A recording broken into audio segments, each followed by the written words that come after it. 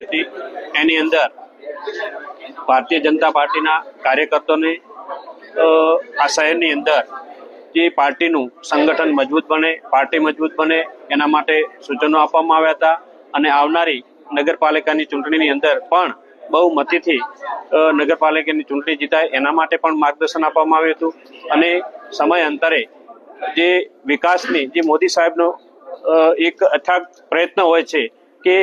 ગમે તે શહેર હોય, ગમે તે ગામડું હોય એને વિકાસ તરફ લઈ જવું અને ભૂપેન્દ્રભાઈની સરકારની અંદર જ્યારે વિકાસની ગાથા ચાલતી હોય ત્યારે ભાભર શહેરની અંદરથી ત્યારે કોંગ્રેસના પૂર્વ પ્રમુખ હુકમસિંહ અને તેમના સાથી મિત્રો તમામ આજે કોંગ્રેસને છોડીને ભારતીય જનતા પાર્ટીની અંદર જોડાણા છે એટલે એમને પણ ખૂબ ખૂબ અભિનંદન પાઠવું છું અને આ જે ભારતીય જનતા પાર્ટીની સરકારની અંદર જે વિકાસના કામો છે એ અવિરત વિકાસના કામો ચાલતા રહે એના માટે સૌએ નિર્ણય લઈ અને જોડાણા છે એટલે એમને ખૂબ ખૂબ અભિનંદન પાઠવું. પહેલા તો મુખ્ય કારણ જે અત્યારે કોંગ્રેસની અંદર જે સંસદ સભ્યજી ચલાવી રહ્યા છે, સંસદ સભ્યના કારણે અત્યારે કોંગ્રેસના જે હારા જે કાર્યકરો કે એમની કોંગ્રેસ સારું કરી નાખો જીવ આપવા માટે 30 વર્ષથી અમે બધા મજૂરી કરતા હતા. અત્યારે બનાસકાંઠાની અંદર તમે સંસદ સભ્ય આવ્યા પછી એટલા આગેવાનો ભારતીય જનતા પાર્ટીમાં જોડાણા છે અને એક જ માત્ર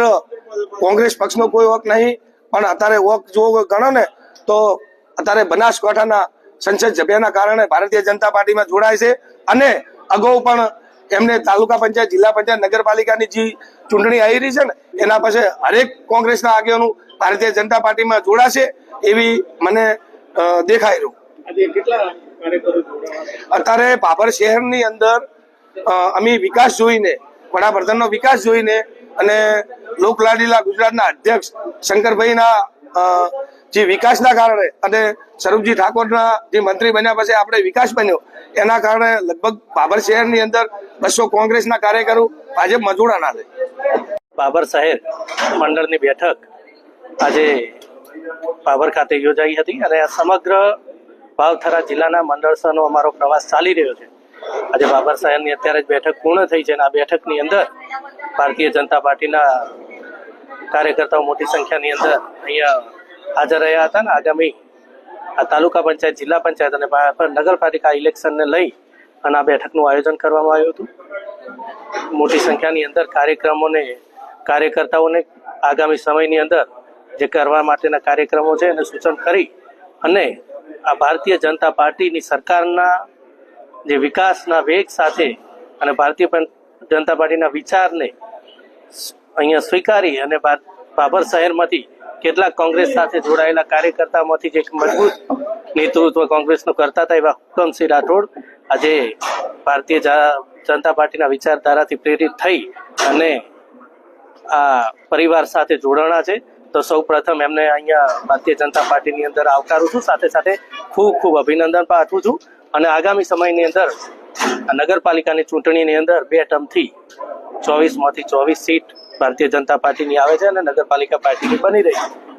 તો આ ત્રીજી term Bharatiya Janata party hat trick મારવા જઈ રહી છે અને આ કાર્યકર્તાનો ઉત્સાહ બતાવે છે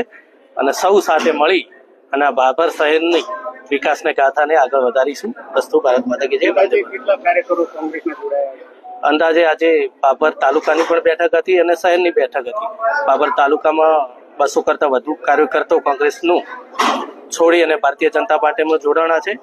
અને આજે ભાભર શહેરની અંદર પણ અત્યારે 100 કરતા વધુ ભારતીય જનતા પાર્ટીના કાર્યકર્તાઓ અને કોંગ્રેસના કાર્યકર્તાઓ ભારતીય જનતા પાર્ટીની અંદર જોડાણા છે.